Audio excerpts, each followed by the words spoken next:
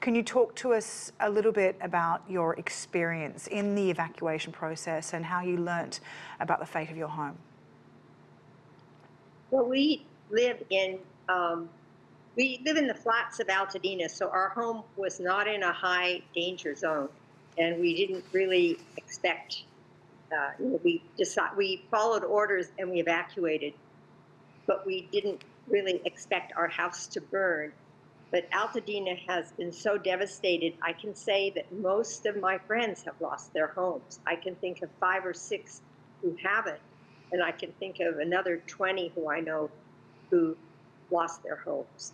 So this was a really devastating fire, and we didn't, especially those of us who didn't live in the mountain areas, we just weren't expecting it. So you lived in an area that you thought was safer in terms of fire risk. Have you been back to the property at all? We've seen pictures of the state of what it seems to be in now. Is there anything that you can salvage at all? Well, very, very little. Mainly some things in our garden, some nice pots and statuary, but the house itself is a total loss. And my husband is a landscape architect and an artist, and we're very deeply rooted in the community. We've lived here for 40 years. Our house has been the site of so many community gatherings and parties, and the annual tree giveaway.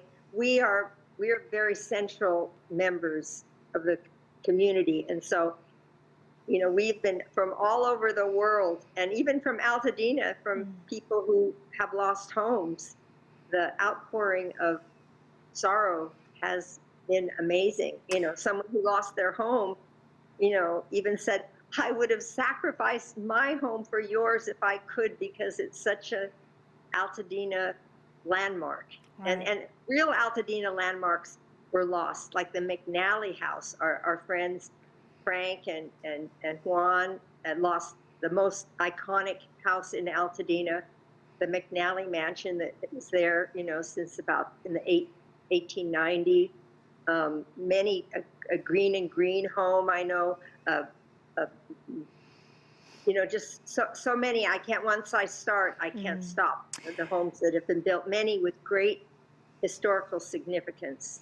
You've mentioned the community several times, and as you've just said, you know a lot of people who have lost their homes too. Does, having other people go through this with you somehow make it easier?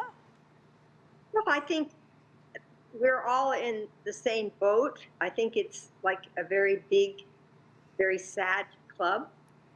And I think, in a way, shared loss and grief do lighten the load, because you can't say poor me, because it's really poor us. And so, but it's so shocking. I think 4,000 or 5,000 homes were lost in Altadena, and Altadena is a community of about 40,000 people, and it's a wonderful, very diverse, very close-knit community.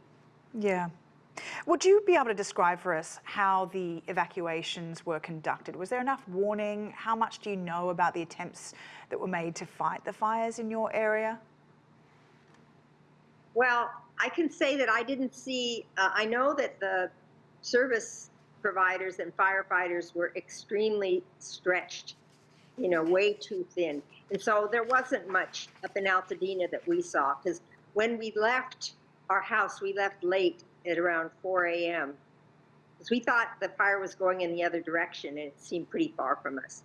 But then, a neighbor called and said, oh, it's north on Marengo, which is our street. And embers were coming down the street at that point, and we didn't see any. There were no firefighters in our area. And when we went back in the morning, our house was gone, but our garage was still standing. And we tried to put out the fire around, just if we could just save the garage and have a structure on our property, that would have been good. There were no firefighters, and many other houses were just starting to burn. There was nobody up here. I mean, I'm sure some very difficult decisions had to be made, sort of like a triage about where to hold the line. I understand the line was drawn around New York Drive, and that above there a lot of houses were lost, and nothing was lost below. Right. And I've heard other people, even were watching the news, and a business, a taekwondo studio was just starting to burn, and the newscaster was saying, "Oh wait, oh there goes the fire truck. Maybe he'll stop. Oh there goes another one," but they weren't stopped. So I don't understand. I cannot imagine trying to manage, 4 fires at once or whatever the county and cities were dealing with. Right. But we didn't see any active firefighting. I didn't see any, and other people have said the same thing. The people who lost the McNally mansion, firefighters did turn up there, but apparently there was no water pressure, or too many people had been turning on hoses to try to water down their homes. I don't know all the facts. I can just say that we didn't have a large presence of firefighters on the ground in Altadena, including homes that it seems they definitely could have been saved. Yeah. But too many fires, too many places. No doubt that many of those facts will unfold as the time rolls on. Michelle Zack, we really appreciate your time and sending you our thoughts. We hope for a progressive recovery effort for you and your family. Thank you very much.